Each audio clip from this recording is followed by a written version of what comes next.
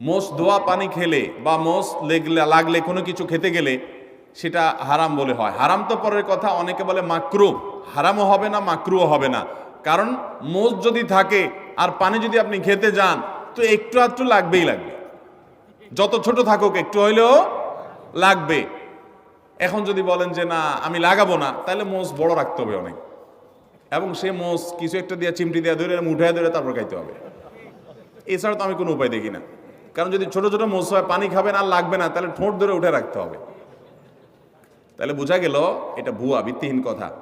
মোষ যদি লেগে যায় ইচ্ছাকৃত, তো মোষ ধোয়া পানি, মোষ ধোয়া খানা, মোষে লাগলে সেটা খাবেন না আপনি। কারণ হলো সেটা তো আর পরিষ্কার করে হওয়ার সময় জীবাণু থাকতে পারে, ধুলাবালি থাকতে পারে। ইচ্ছাকৃত এটা করেও না কেউ, কিন্তু অনিচ্ছাকৃত যেটুকু লেগে যায় এটার কারণে হারাম তো দূরের কথা, মাকরু হবে না। এটা ভিত্তিহীন কথা।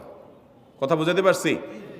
কোন মদ করে বলে শুনছে এই ফতোয়া যে মোষ ধোয়া পানি খাইলে গুনাহ হয়, মাকরু হয়। এই জন্য সে মদ খাওয়ার সময় তার মোষ বড় ছিল, উঠায় ধরে মদ খাইতো। যে মদ খাওয়ার সময় যদি মাকরু হয়ে যায় তাহলে আল্লাহ নারাজ হয়ে যাবে। এই জন্য সে মোষ উঠায় নাকি মদ খাইতো।